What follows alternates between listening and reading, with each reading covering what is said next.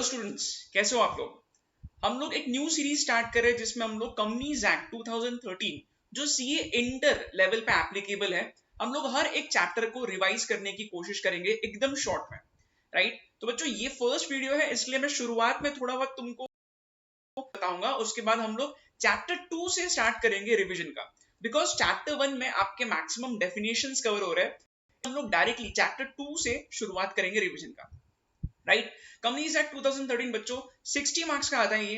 और companies act 2013 को समझने के पहले हमें ये चीज समझना बहुत जरूरी है कि सेक्शन क्या होता है, चैप्टर क्या होता है और शेड्यूल क्या होता है।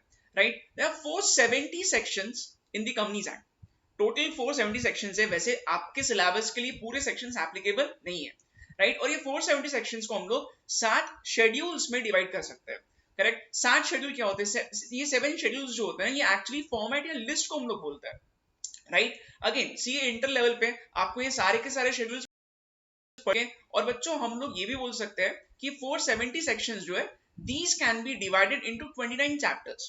अभी ये चैप्टर क्या होता है और सेक्शन क्या होता है। Very simple, a chapter is not group of section. बराबर, ठीक है, यानी कि एक चैप्टर में सिमिलर टाइप के सेक्शंस को हम लोग ग्रुप करते हैं और उसका एक चैप्टर बनता है। राइट, तो बच्चों ऐसे 29 चैप्टर्स में सीए इंटर लेवल पे कुछ चैप्टर्स ही एप्लीकेबल है। ओके, तो इस डायग्राम से शायद आपको ये चीज क्लियर हो जाएगी कि चैप्टर जो होता है एक बड़ा कॉन्सेप्ट होता है और चैप्टर का पार्ट होता है एक सेक्शन। ओके, तो chapter is nothing but group of similar sections, उसको हम लोग इकट्ठा करते हैं और एक चैप्टर में। राइट, तो ऐसे 29 चैप्टर्स है और हम लोग अभी फिलहाल जो रिवीजन स्टार्ट करेंगे, हम लोग रिवीजन करेंगे चैप्टर नंबर 2 से। ओके, चलो ठीक है। अच्छा, एप्लीकेबिलिटी क्या है कंपनीज एक्ट का, ये भी बताता हूं। कंपनीज एक्ट 2013 कौन से कैटेगरी की कंपनीज को एप्लीकेबल होता है। वेरी सिंपल, सारे कंपनीज को एप्लीकेबल होगा जो 2013 के बाद बने, प्लस वो सारे कंपनीज को भी कंपनीज एक्ट 2013 एप्लीकेबल हो जाएगा जो 2013 के पहले ही इनकॉर्पोरेट हो चुके हैं। For example, Reliance industries limited already incorporate हो चुकी थी 2013 के पहले, इनको भी कंपनीज एक्ट 2013 एप्लीकेबल हो जाएगा। राइट, तो जो भी पुराने एक्ट में इनकॉर्पोरेट हुए, जैसे 1956 वाले एक्ट में कोई कंपनी इनकॉर्पोरेट हुई है, ऐसे कंपनीज को भी कंपनीज एक्ट 2013 एप्लीकेबल हो जाएगा। सिर्फ इतना ही नहीं, इंश्योरेंस कंपनीज है जो इंश्योरेंस के एक्ट में बने हैं सेपरेटली, उनको भी कंपनीज एक्ट 2013 एप्लीकेबल होगा। सिमिलरली कोई बैंकिंग कंपनी है जो सेपरेटली बैंकिंग एक्ट में इनकॉर्पोरेट हुए, उनको भी कंपनीज एक्ट 2013 एप्लीकेबल हो जाएगा। जैसे कि एचडीएफसी बैंक, एक्सिस बैंक, सारे स्टेट बैंक ऑफ इंडिया, सारे बैंक्स जो है उनको भी कंपनीज एक्ट का कंप्लायंस करना पड़ेगा।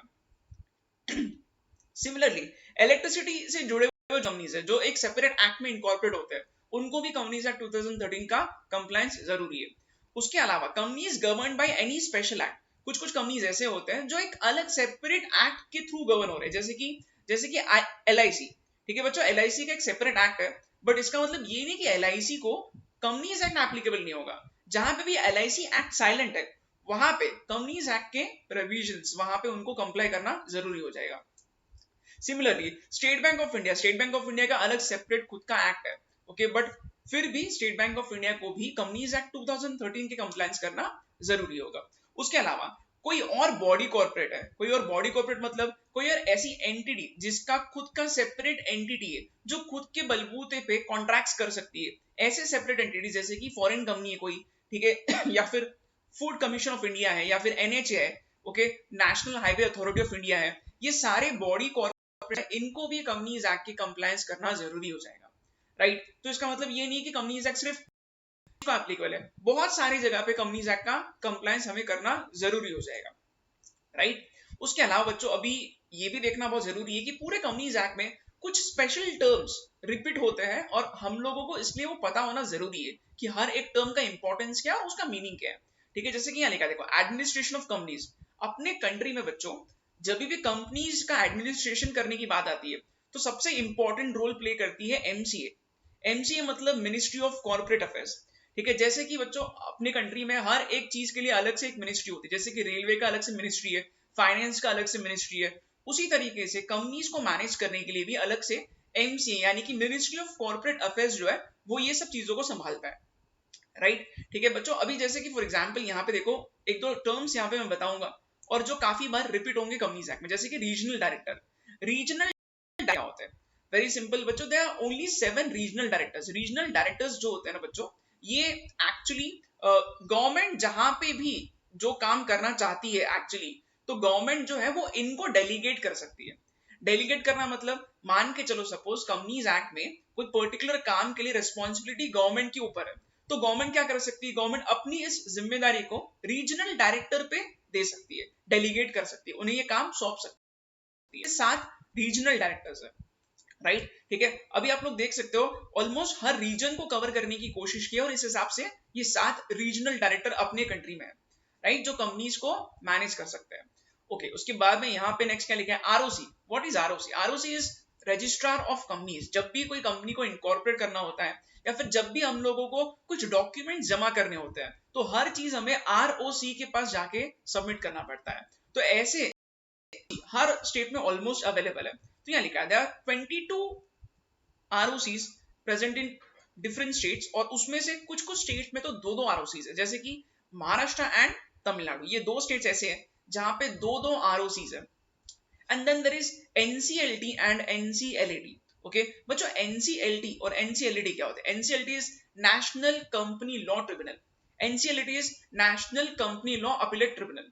बच्चों ये NCLT और NCLAT होते हैं ना, ये कोर्ट ऑफ, राइट, ये बेसिकली जहां पे भी कंपनीज के बीच में या फिर से किसी को कंपनी से कुछ जुड़े हुए कुछ प्रॉब्लम्स है, कुछ डिस्प्यूट्स है, तो ये लोग क्या कर सकते हैं, ये लोग जा सकते हैं एनसीएलटी के पास। तो बेसिकली एनसीएलटी क्या करती है, एनसीएलटी जो है वो डिस्प्यूट्स को रिजॉल्व करती है। अगर आपको एनसीएलटी का डिसीजन पसंद नहीं आता है, तो आप एनसीएलटी के ऊपर एक और अथॉरिटी बैठी है जो है NCLAT, national company law appellate tribunal. तो आप अपील कर सकते हो एनसीएलटी के डिसीजन के खिलाफ एनसीएलएटी के पास, राइट, ठीक है। तो बच्चों इस तरीके से यहाँ पे कंपनीज एक्ट में ये सारे अलग अलग बॉडीज का इंपॉर्टेंट रोल होता है, ठीक है। MCA stands for ministry of corporate affairs, RD stands for regional director, and then ROC stands for registrar of companies, और एनसीएलटी और एनसीएलटी जो होते हैं ना, ये ट्रिब्यूनल जैसे होते हैं, ये कोर्ट ऑफ लॉ जैसे होते हैं, और ये डिस्प्यूट को रिजोल्व करने के लिए होते हैं, राइट, ठीक है। अब हम लोग बच्चों डायरेक्टली आते हैं, और अब हम लोग शुरुआत करते हैं चैप्टर नंबर 2 से,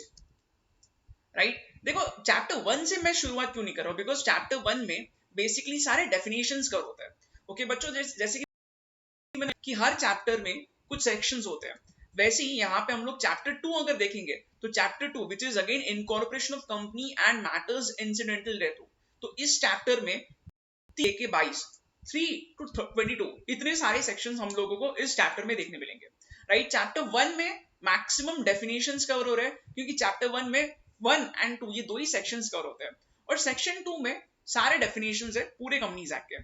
तो सेक्शन 2 जो है वो हम लोग धीरे पढ़ेंगे तो हम लोगों को समझ में आएगा। सेक्शन 2 के कुछ डेफिनेशंस बहुत इंपॉर्टेंट है, जो अलग अलग चैप्टर्स में मैं आपको बताने की कोशिश करूंगा। वैसे इस चैप्टर में भी मैं आपको कुछ डेफिनेशंस कवर करके बताऊंगा जो काफी बेसिक है और जो काफी इंपॉर्टेंट है, राइट, ठीक है। तो बच्चों हम लोग लेके 22 तक हम लोग मैक्सिमम सेक्शंस को कवर करने की कोशिश करेंगे, जहां पे भी कुछ चार्ट है, कुछ इंपॉर्टेंट चीजें हैं, मैं आपको वो एक्सप्लेन करने की कोशिश करूंगा, राइट, ठीक है। तो बच्चों अब मैं पहले एक काम करता हूँ, सेक्शन 2 से जुड़े हुए कुछ इंपॉर्टेंट डेफिनेशंस बताता हूँ, फिर हम लोग सेक्शन 3 से आगे शुरुआत करते हैं, राइट, ओके,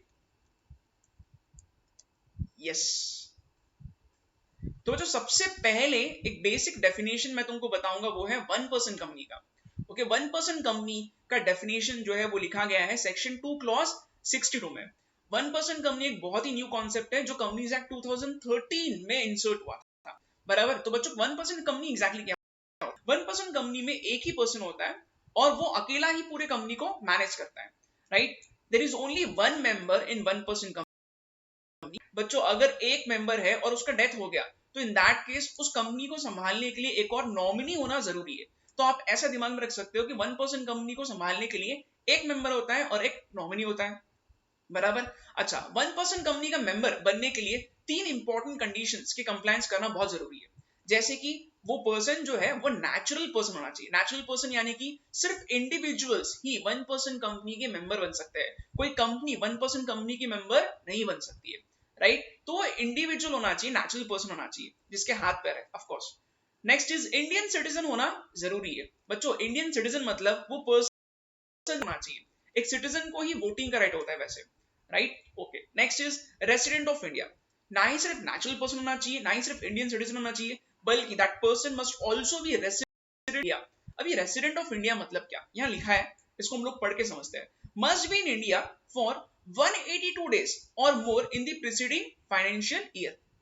पिछले फाइनेंशियल ईयर में 182 डेज या उससे ज्यादा दिन अगर कोई पर्सन इंडिया में रहता है तो हम लोग ऐसे पर्सन को बोल सकते हैं कि एलिजिबल है वो मेंबर बनने के लिए 1% कंपनी का। और बराबर 182 डेज कहां से आया, वेरी सिंपल, साल में 365 डेज होता है तो हम लोग अप्रोक्सीमेटली उसका आधा कर रहे हैं और उसका आधा मतलब 182 डेज हो जाएगा। यानी कि कोई पर्सन अगर पिछले फाइनेंशियल ईयर में आधा टाइम इंडिया में बिताता है तो हम लोग उसको रेसिडेंट बोल सकते हैं for the purpose of this specific member for being a member of 1% company, right? तो 1% कंपनी का मेंबर बनने के लिए 3 कंडीशन है, फिर से बता रहा हूं, नेचुरल पर्सन होना चाहिए, इंडियन सिटीजन होना चाहिए और रेसिडेंट ऑफ इंडिया भी होना चाहिए। और ये सेम कंडीशंस एप्लीकेबल हो गए नॉमिनी को भी। क्यों ऐसा, बिकॉज बच्चों नॉमिनी जो होता है वो अगर मेंबर की डेथ होगी नॉमिनी उसको रिप्लेस करेगा, तो इसलिए नॉमिनी के लिए भी रखा गया है। बराबर, यहां लिखा गया है, पढ़ते हैं हम लोग क्या लिखा है। Must fulfil same conditions as above, must give his consent in writing. जो भी पर्सन नॉमिनी बनता है उसको खुद का कंसेंट देना जरूरी है। जोर जबरदस्ती करके कोई भी पर्सन को हम लोग नॉमिनी नहीं बना सकते। बराबर, और बच्चों इतना ही नहीं, नॉमिनी का नाम स्पेसिफिकली MOA यानी कि मेमोरेंडम ऑफ एसोसिएशन में होना जरूरी है। करेक्ट, ठीक है। अच्छा, कुछ यहाँ पे और कंडीशंस है माइनर से जुड़े हुए, हम लोग पढ़ के देखते हैं एग्जैक्टली क्या लिखा है। Minor can not become member और नॉमिनी, क्योंकि माइनर 18 से नीचे होता है और उसको समझ नहीं होती है कॉन्ट्रैक्ट्स की, इसलिए कंपनीज एक्ट ने क्लैरिफाई किया है। क्या क्लैरिफाई किया है, जो है क्योंकि वो छोटा है उसको समझ नहीं होती है कॉन्ट्रैक्ट्स की, इसलिए माइनर ना ही नॉमिनी बन सकता है ना ही मेंबर बन सकता है। राइट, ओके, नेक्स्ट पॉइंट पे आते हैं। बच्चों ओपीसी क्योंकि सिर्फ एक ही पर्सन की कंपनी है इसलिए ओपीसी पे कुछ रेस्ट्रिक्शंस लगाए गए, जैसे कि ओपीसी जो है वो एनबीएफसी बिजनेस नहीं कर सकती है। अभी एनबीएफसी बिजनेस क्या होता है, NBFC is non banking finance companies. बच्चों एनबीएफसी जो होते हैं ना, ये लोन देने का काम करते हैं और ये इंटरेस्ट अर्न करके प्रॉफिट कमाते हैं। तो इसमें एनबीएफसी जो होता है ना वो काफी सीरियस बिजनेस होता है और वो एक पर्सन नहीं कर सकता है, इसलिए ओपीसी को एनबीएफसी बिजनेस करने के लिए यहाँ लॉ ने मना किया है। अच्छा, और क्या लिखा है, OPC can not be incorporated or converted into section 8 company. Section 8 company के बारे में बताऊंगा मैं, बट बच्चों अभी फिलहाल के लिए दिमाग में रखो कि सेक्शन 8 कंपनीज जो होते हैं ना इनका प्रॉफिट कमाने का इरादा नहीं होता है और सेक्शन 8 कंपनी को बनाने के लिए सेंट्रल गवर्नमेंट से लाइसेंस लेना पड़ता है, इसलिए ओपीसी को हम लोग सेक्शन 8 कंपनी के तौर पे इनकॉर्पोरेट करने का परमिशन भी नहीं देंगे। सिमिलरली ओपीसी को हम लोग कोई दूसरे रेगुलर प्राइवेट लिमिटेड या पब्लिक लिमिटेड कंपनीज में कन्वर्ट करने का मौका नहीं देंगे 2 साल तक। लिखा है यहाँ पे, OPC can not be converted into any other company till the expiry of 2 years। 2 साल तक ओपीसी को कोई और कैटेगरी में कन्वर्ट नहीं करने मिलेगा। ठीक है, अच्छा सिर्फ इतना ही नहीं, ओपीसी पे और भी दूसरे रेस्ट्रिक्शंस है, जैसे कि ओपीसी जो होती है बच्चों इनका पेड अप कैपिटल जो है 50 लाख ऊपर नहीं जा सकता है। यानी कि जो बिजनेस करने के लिए जो पैसा लगता है, जो पेड अप कैपिटल है वो 50 लाख तक ही चलेगा, उसके ऊपर आप नहीं लेके जा सकते हो। अगर आपको 50 लाख के ऊपर लेके जाना है तो इन दैट केस आपको एक रेगुलर प्राइवेट लिमिटेड या पब्लिक लिमिटेड कंपनी बनाना पड़ेगा। राइट, सिमिलरली बच्चों यहाँ टर्नओवर के ऊपर भी लिमिट रखा गया है। टर्नओवर यानी कि सेल्स, यानी कि जो हम लोग बेच के गुड्स बेच के जो पैसा कमाते हैं उसका जो टोटल है टर्नओवर जो है वो 2 करोड़ के ऊपर जा नहीं सकता। यानी कि 2 रेस्ट्रिक्शंस आपको दिमाग में रखने हैं, और पेड अप कैपिटल 50 लाख के ऊपर नहीं जाना चाहिए, टर्नओवर 2 करोड़ के ऊपर जाना चाहिए। और जब हम लोग ये टर्नओवर निकालते हैं तो हमें एवरेज एनुअल टर्नओवर लेना चाहिए पिछले।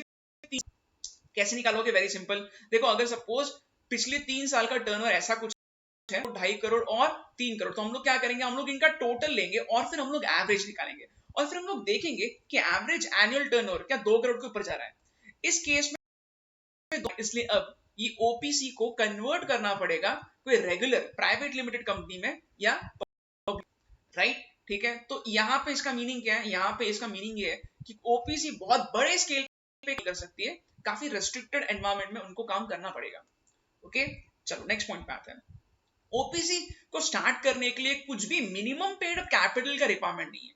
ठीक है बच्चों, मिनिमम पेड अप कैपिटल का रिक्वायरमेंट नहीं, इसका मीनिंग क्या है, इसका मीनिंग ये है कि 1 रुपए से भी कोई पर्सन ओपीसी स्टार्ट कर सकता है। तो यहाँ पे कम से कम कितने पैसे होने चाहिए, ऐसा कुछ क्राइटेरिया, ऐसा क्यों किया है, ताकि आसानी से कोई भी पर्सन ओपीसी स्टार्ट कर सके।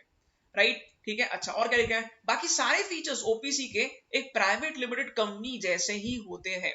ओके, तो ये भी आपको रखना है, जब भी आपको कुछ कंफ्यूजन होता है just remember this thing, OPC एक प्राइवेट कंपनी जैसी ही है, बट सिर्फ एक ही पर्सन उसको संभाल रहा है, दैट्स इट। ओके, और क्या लिखा है, one person can be member of only one OPC, one person can be nominee of only one OPC. तो बच्चों ये रेस्ट्रिक्शन रखा गया है, ठीक है। सपोज मैं बोल रहा हूँ कि मिस्टर ए नाम का एक पर्सन है, ये खुद के 3-4 ओपी कर सकता है, mister A can be member of only one OPC. Similarly कोई पर्सन अगर नॉमिनी बनना चाहता है तो 3 से 4 ओपीसी का नॉमिनी एक साथ नहीं बन सकता, यहाँ लिखा है one person can be nominee of only one OPC.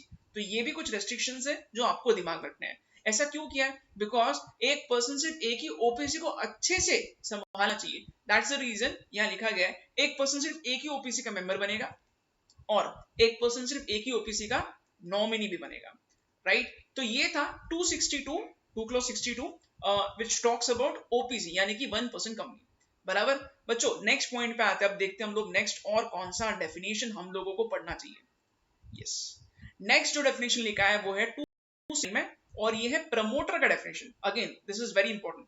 वैसे मैंने आपको बताया था कि मैं सेक्शन 3 से स्टार्ट करूंगा आगे, क्योंकि इस चैप्टर की शुरुआत सेक्शन 3 से होती है, बट कुछ इंपॉर्टेंट डेफिनेशंस कवर हम लोग, तो इसलिए मैंने अभी यहाँ पे पहले आपको ओपीसी का पूरा पॉइंट बताया, पूरा डेफिनेशन बताया, और अब हम लोग प्रमोटर का डेफिनेशन पढ़ के समझने की कोशिश कर रहे हैं।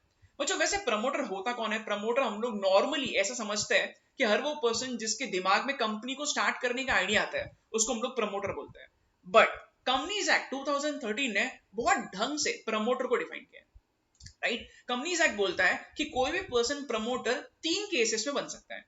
कौन से 3 केसेस में कोई भी पर्सन प्रमोटर बनेगा, वेरी सिंपल। फर्स्ट केस, हर वो पर्सन जिसका नाम प्रोस्पेक्टस में मेंशन्ड है एज अ प्रमोटर, उसको हम लोग प्रमोटर बोलेंगे।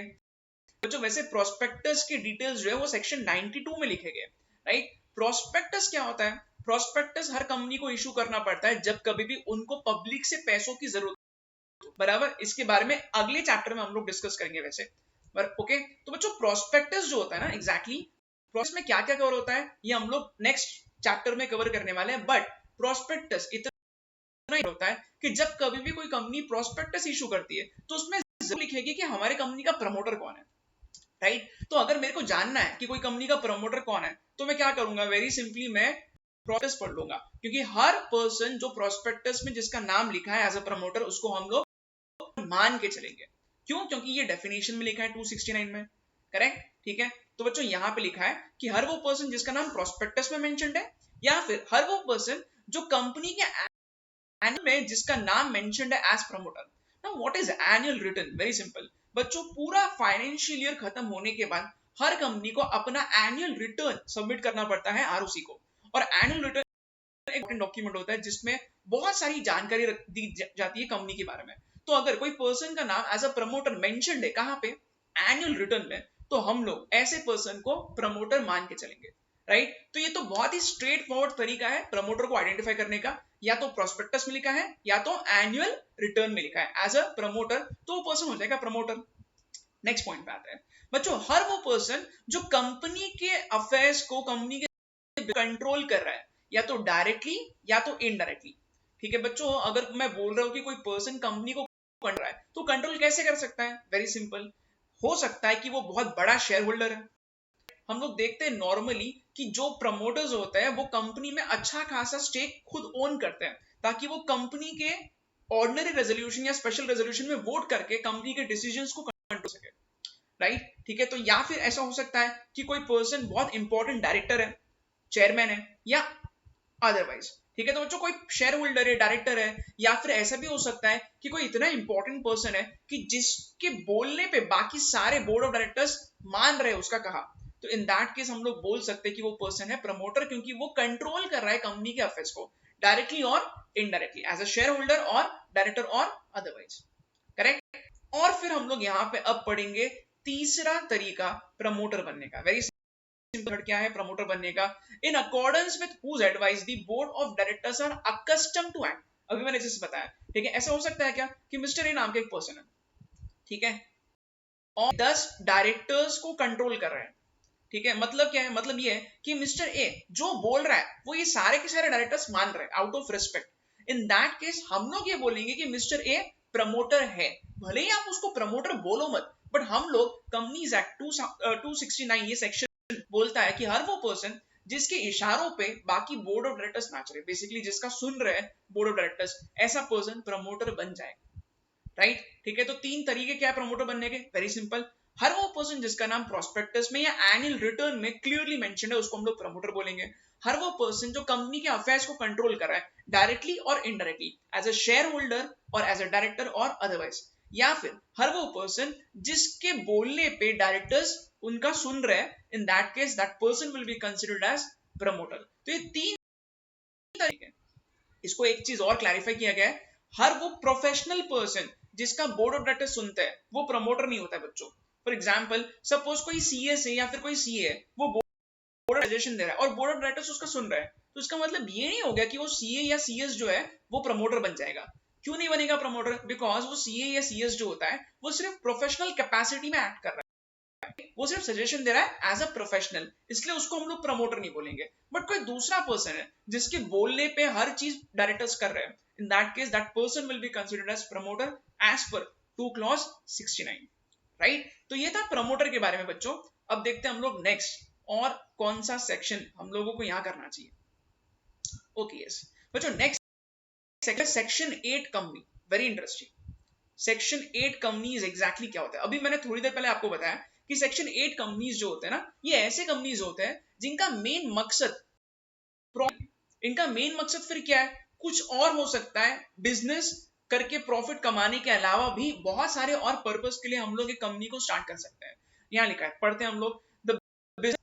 The object is not to earn profit but for promotion of science, commerce, arts, religion, sports, मतलब कोई और पर्पस के लिए हम लोग कोई कंपनी स्टार्ट कर सकते हैं, के लिए स्पोर्ट्स एक्टिविटी को प्रमोट करने के लिए, राइट, साइंस को प्रमोट करने के लिए, ओके, कोई पर्टिकुलर ऑर्गेनाइजेशन को प्रमोट करने के लिए, राइट। तो बच्चों यहाँ पे दिमाग में क्या रखोगे, प्रॉफिट के अलावा बाकी से अगर कोई कंपनी स्टार्ट कर रहा है तो सेक्शन 8 कंपनी के तौर पे खुद को इनकॉर्पोरेट कर सकते हैं।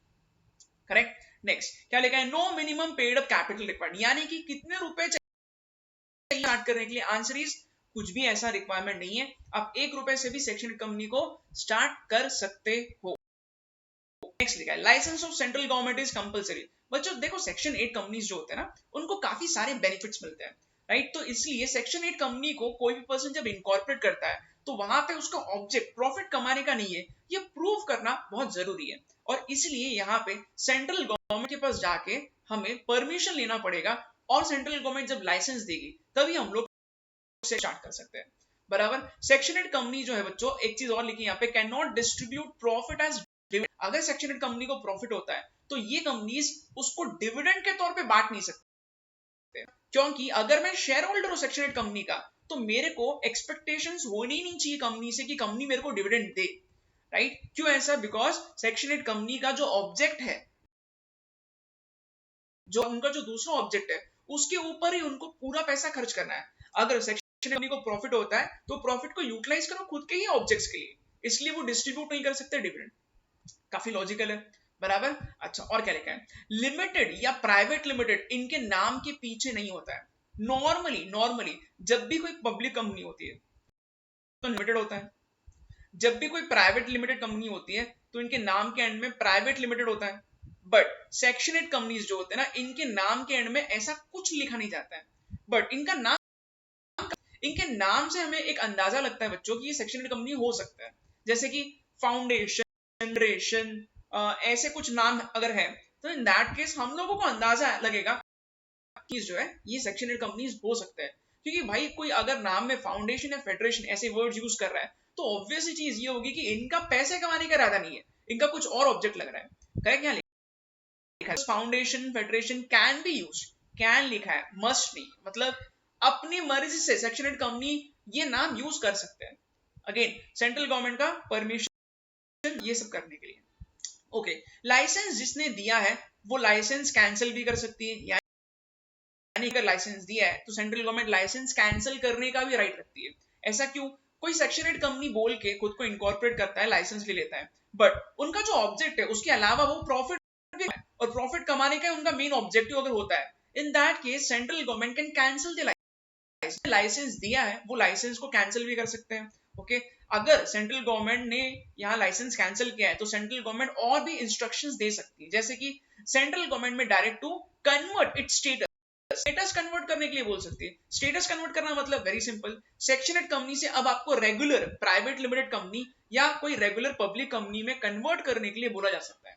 और क्या हो सकता है, नाम सकते हैं, सेक्शन 8 कंपनी के नाम के एंड में कुछ नहीं होता है, बट अगर अब सेक्शन 8 कंपनी को प्राइवेट लिमिटेड कंपनी में कन्वर्ट करने के लिए सेंट्रल गवर्नमेंट बोल रही है तो अब उनके नाम के एंड में प्राइवेट लिमिटेड यूज करना जरूरी हो जाएगा।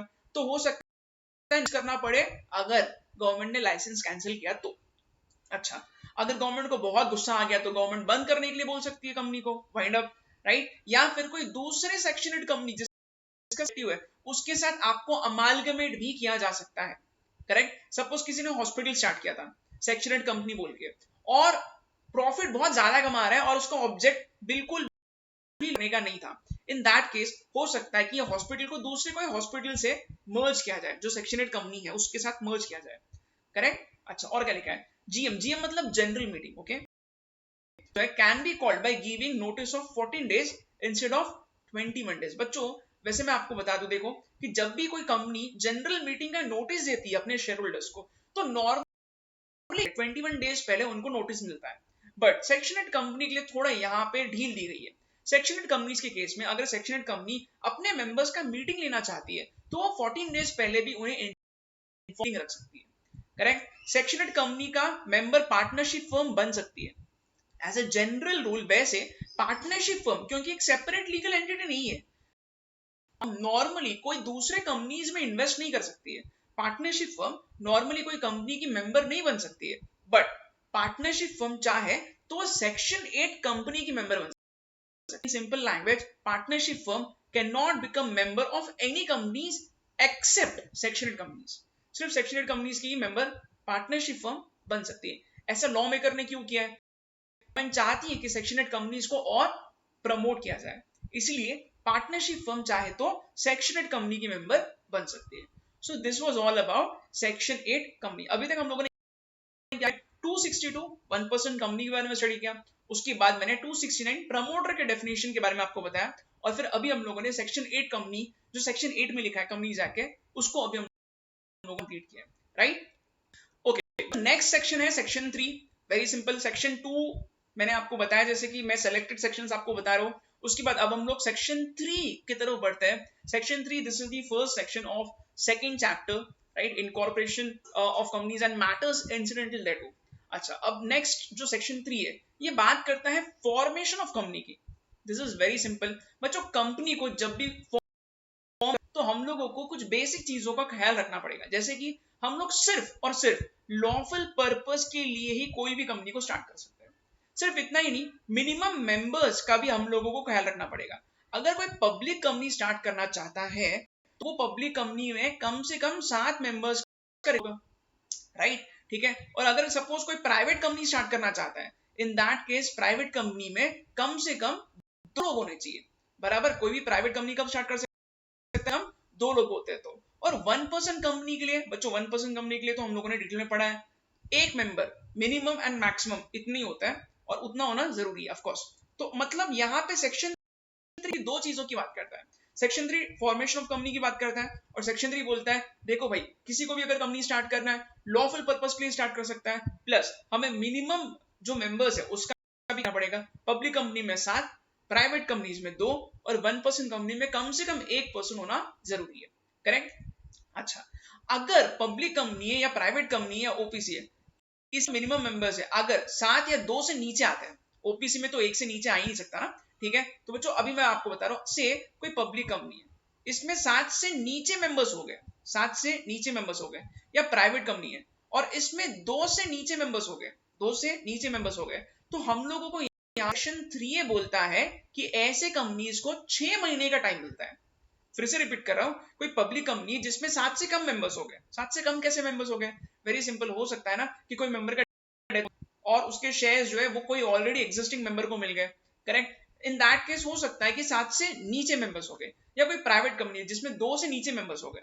तो ऐसे केसेस में क्या करना होगा, कंपनीज को 6 महीने का टाइम मिलेगा, 6 मंथ्स का टाइम मिलता है। और ये 6 मंथ्स में क्या करना पड़ेगा, 6 मंथ्स में नंबर ऑफ मेंबर्स को बढ़ा के वापस 7 या उसके ऊपर या 2। अगर 6 महीने के अंदर ये अपनी गलती नहीं सुधारते तो जितने भी रेड्यूस्ड मेंबर्स थे 7 से नीचे या 2 से नीचे एज द केस में भी, ये लोग अब पर्सनली लायबल हो जाएंगे 6 मंथ्स के बाद। जब भी कोई कंपनी ट्रांजैक्शन करती है उस ट्रांजैक्शन के लिए अब पर्सनल लायबिलिटी होगा उन मेंबर्स का, right. This is given in section 3A। मैं बता रहा हूं आपको, देखो यहाँ क्या लिखा है, ठीक है। तो बच्चों यहाँ पे सेक्शन 3 में क्या लिखा है कि हर कंपनी को मेंटेन करना पड़ेगा मिनिमम नंबर ऑफ मेंबर्स 7 या 2 एज द केस में भी, ओके। तो पब्लिक कंपनी है, इसके मेंबर्स सपोज 7 से, प्राइवेट कंपनी और उसके मेंबर्स 2 से कम हो गए। और क्या लिखा है, and the company carries on the business for more than 6 months. 6 महीने से ज्यादा टाइम हो गया, अभी तक इन्होंने अपनी गलती सुधारी नहीं है और अपना बिजनेस करते ही जा रही है। इन दैट केस यहाँ क्या लिखा है, without increasing the members to minimum required. तो मेंबर्स को बढ़ाया भी नहीं है, तो अब क्या होगा, देन मेंबर्स कॉग्निजेंट, कॉग्निजेंट मतलब जिनको पता इस चीज के बारे में कि भाई 7 से कम हो गए या 2 से कम हो गए और हमें मेंबर्स को बढ़ाना चाहिए, और फिर भी उन्होंने एफर्ट लिया ही नहीं बढ़ाने का, तो अब ये क्या हो जाएंगे, ये लोग हो जाएंगे पर्सनली लायबल। कौन से काम के लिए, for debts of the company after 6 months. मान के चलो 6 महीने के बाद कंपनी ने लोन ले लिया है, तो लोन कौन रीपे करेगा, वो मेंबर्स जो एफर्ट लिए ही नहीं, जिन्होंने नंबर ऑफ मेंबर्स को बढ़ाने का। जो रेड्यूस्ड मेंबर्स है वो पर्सनली लायबल हो जाएंगे। बच्चों नॉर्मली हम लोग सीखते हैं कंपनी एक सेपरेट एंटिटी होती है और कंपनी को खुद को अपना लोन रीपे करना होता है, बट इन दिस केस अब कौन रीपे करेगा, जो भी रेड्यूस्ड मेंबर्स है उनके ऊपर अब ये लायबिलिटी आ जाएगा। This is given in section 3A। I hope आपको ये समझ में आ गया है, राइट। तो मैंने अभी आपको सेक्शन 3 और सेक्शन 3A के बारे में डिटेल में बताया, ओके। ओके बच्चों, नेक्स्ट सेक्शन जो है वो है section 4 and it talks about reservation of name. Basically section 4 काफी बड़ा सेक्शन है और बहुत सारी चीजों के बारे में बात करता है। मेजरली सेक्शन 4 जो है वो नाम से जुड़ा हुआ है, राइट। जैसे कि for example reservation of name का कॉन्सेप्ट जो है वो सेक्शन 4 में लिखा गया है। अभी मैं आपको थोड़ा ब्रीफली बता देता हूँ एग्जैक्टली रिजर्वेशन ऑफ नेम क्या होता है। बच्चों देखो, मेरे को कंपनी स्टार्ट करनी है या फिर मेरी ऑलरेडी कोई एग्जिस्टिंग कंपनी है और मेरे को नाम चेंज करना है और मेरे को कोई नया नाम मेरे दिमाग में आ गया, इन दैट केस मैं क्या कर सकता हूँ, मैं आरओसी के पास कुछ डॉक्यूमेंट्स जमा करके मैं नाम को रिजर्व कर सकता हूँ। अब कोई नाम रिजर्व क्यों करेगा भला, वेरी सिंपल। बच्चों देखो नॉर्मली क्या होता है, जब भी मेरे को कोई नाम की जरूरत होती है और मेरे को डर है कि वो नाम कोई और पर्सन ना ले ले, तो मैं क्या करूंगा, मैं पहले ही जाके नाम को रिजर्व कर सकता हूँ। तो ये प्रोविजन लिखा है सेक्शन 4 में, very simple. Who can reserve the name, very simple, any person, कोई भी जाके आरओसी के पास कोई कंपनी का नाम रिजर्व कर सकता है, करेक्ट, ठीक है।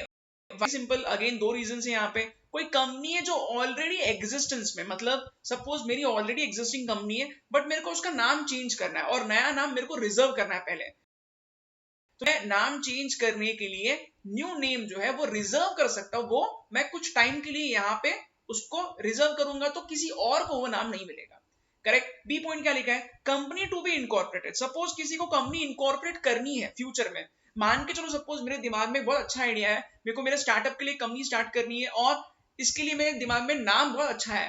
In that case what can I do, I can reserve the name of the company. तो नाम कौन कौन रिजर्व कर सकता है, कोई ऑलरेडी एग्जिस्टिंग कंपनी जिसको नाम चेंज करना है, या फिर जिसको कंपनी स्टार्ट करना है बट दिमाग में एक आइडिया है, नाम आया है कंपनी का, इन that case that person can company. कितने दिन के लिए रिजर्व कर सकते हैं हम लोग ये पढ़ते हैं। बच्चों ये इंफॉर्मेशन जो है हम लोगों को पहले तो किसको देना चाहिए इंफॉर्मेशन, अगेन आरओसी को हम लोग ये इंफॉर्मेशन देंगे। हम लोगों को फॉर्म भरना पड़ता है और हमें फीस जमा करनी पड़ती है आरओसी के पास। अगर हम लोग जो फॉर्म या फीस जो भर रहे हैं और हमने सब कुछ सही किया है, इन दैट केस अगर हमारा इंफॉर्मेशन एकदम सही है तो यहाँ पे रिजर्व कर देगी हमारे नाम को।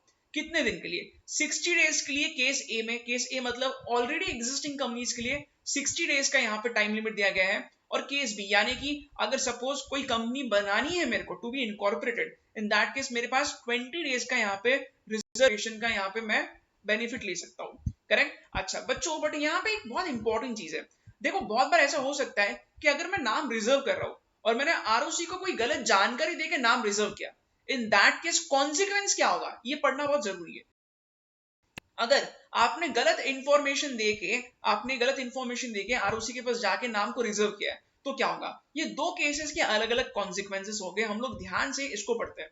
इमेजिन करो सपोज कंपनी अभी तक बनी ही नहीं है और मैंने गलत नाम दिया है, गलत इंफॉर्मेशन देके, इन दैट केस यहाँ क्या लिखा है, नाम जो रिजर्व किया है उसको आरओसी कर देगी कैंसिल, प्लस मेरे को पेनाल्टी लगाया जाएगा अगर मैंने गलत जानकारी दी है। तो पेनाल्टी कितने का लगेगा, 1 लाख रुपए का पेनाल्टी लगेगा। ओके, अच्छा अगर सपोज कोई ऑलरेडी एग्जिस्टिंग कंपनी है और उसका नाम रिजर्व किया है मैंने, न्यू नाम, और यहाँ पे गलत जानकारी दी, तो क्या होगा, कंपनी जो ऑलरेडी बन चुकी है और नाम मैंने गलत दिया है रिजर्वेशन के लिए, तो यहाँ लिखा है आरओसी क्या क्या एक्शन ले सकती है। आरओसी एक तो न्यू कंपनी जो ऑलरेडी बन चुकी है मेरी, उसको सीधा वाइंडिंग अप का पिटीशन फाइल कर सकती है। बच्चों ये बहुत ज्यादा सीरियस केस हो गया, ठीक है। वैसे शेक्सपियर ने बोला नाम में क्या रखा है, बट आरओसी यहाँ पे बोल रही नाम में ही सब कुछ है। अगर आप नाम को रिजर्व करने के लिए गलत जानकारी देते हो और अगर आपकी ऑलरेडी बन चुकी है कंपनी, इन दैट केस उस कंपनी को बंद करने का ऑर्डर पास किया जा सकता है, right. So this is very serious. Okay, और क्या हो सकता है, स्ट्राइकिंग ऑफ द नाम को स्ट्राइक ऑफ करने का भी ऑर्डर पास करवाया जा सकता है। स्ट्राइकिंग ऑफ नेम मतलब वेरी सिंपल, जो नाम आपने रिजर्व किया है वो आपका नाम अब हट जाएगा, आपको वो नहीं मिलेगा नाम, ठीक है। प्लस चेंजिंग द नेम, ऐसा भी हो सकता है ना कि आपका नाम जो रिजर्व किया है वो आपको मिल गया, बट बाद में आरओसी को समझ में आता है कि आपने गलत जानकारी दी है। इन दैट केस आरओसी अब आपको बोलेगी कि आपको अब ये नाम चेंज करना पड़ेगा क्योंकि आपने गलत जानकारी देके नाम को रिजर्व किया था, और वो नाम चेंज करने के लिए आपको ओआर पास करना पड़ेगा। वाई ओआर, क्योंकि ओआर से जल्दी कंपनी को नाम जो है वो चेंज करने का चांस मिलेगा। सही बात है, ओआर जल्दी पास होता है ना, that is the reason ROC बोलेगी भाई ओआर पास करो, और ओआर पास करके फटाफट आप नाम चेंज करो क्योंकि आपने गलत जानकारी देकर नाम को रिजर्व किया था, right. So this is all about section 4। यहाँ पे हम लोग नाम को कर सकते हैं रिजर्व 20 और 60 डेज के लिए। गलत जानकारी दिया तो कॉन्सिक्वेंसेस क्या है, अभी हम लोगों ने ऑलरेडी पढ़ा है, करेक्ट। चलो बच्चों, नाम से जुड़े हुआ सेक्शन 4 के बारे में और कुछ हम लोग पढ़ते हैं, यहाँ पे देखते क्या लिखा है, right. Name of the company, बच्चों सेक्शन 4 जो है करता है जब भी कोई कंपनी को अपना नाम रखना होता है तो उसके लिए काफी सारे क्राइटेरियाज हम लोगों को फुलफिल करने होते हैं।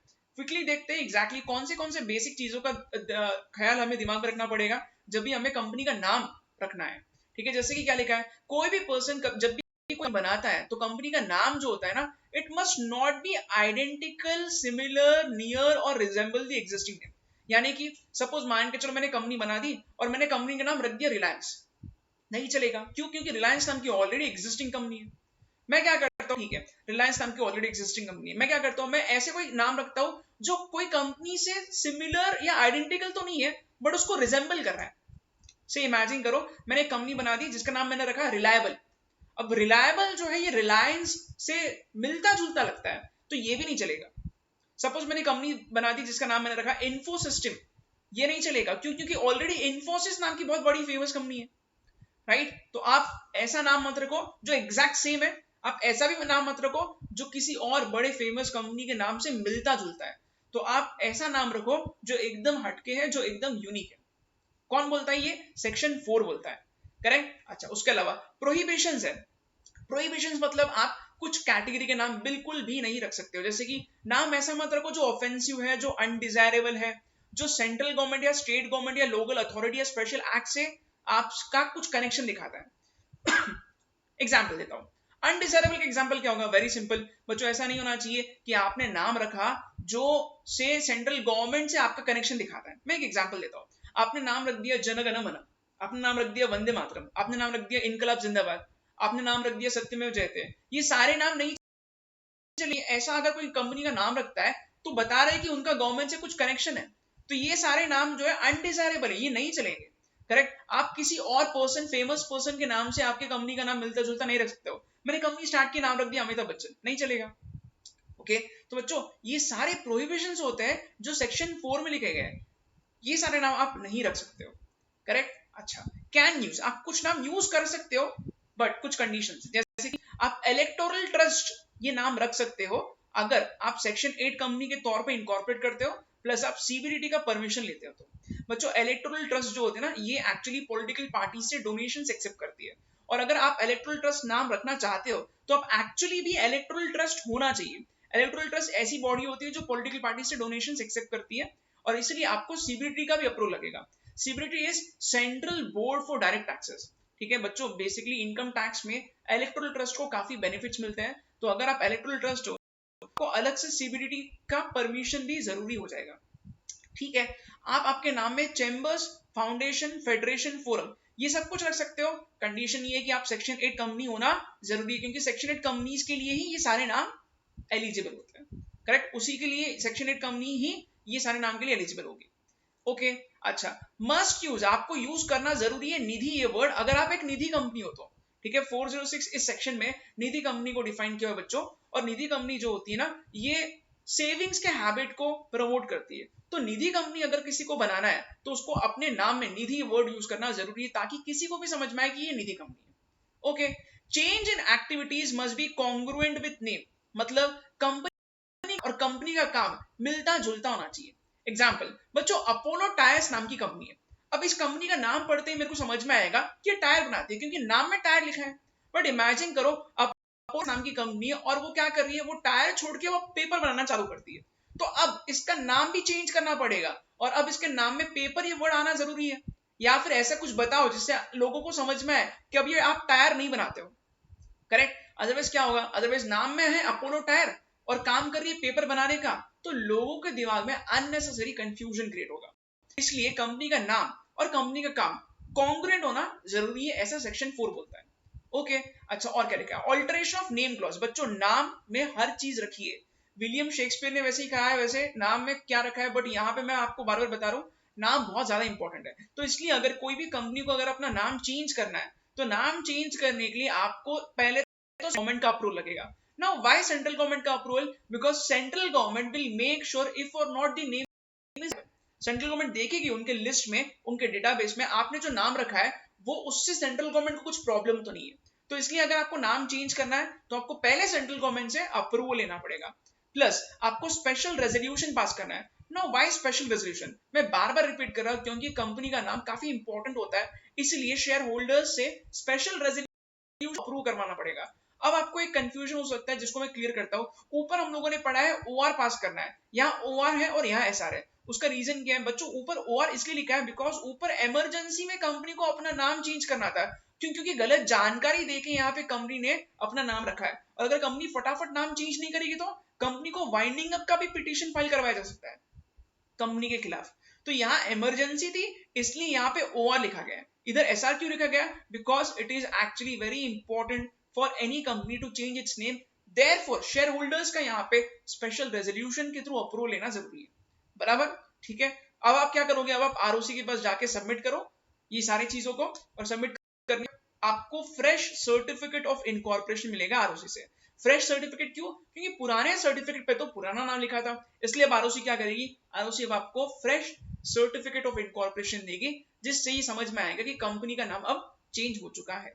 राइट, ठीक है। तो बच्चों इस वीडियो को हम लोग यहीं रोकते हैं वैसे। अच्छा, वैसे चैप्टर नंबर 2 काफी बड़ा है, तो अब आगे के सेक्शंस इस चैप्टर के मैं नेक्स्ट वीडियो में अपलोड करूंगा। ओके, अगर आपने इस वीडियो को लाइक नहीं किया तो प्लीज लाइक कीजिए, चैनल को सब्सक्राइब कीजिए, ताकि आपको नोटिफिकेशन मिले जब भी मैं नेक्स्ट वीडियो अपलोड करूं तो। और ये एक लंबा सीरीज चलने वाला है, तो प्लीज स्टे ट्यून, क्योंकि आपको ये पूरे के पूरे वीडियो से आपका बहुत जल्दी रिवीजन हो जाएगा। Thank you so much.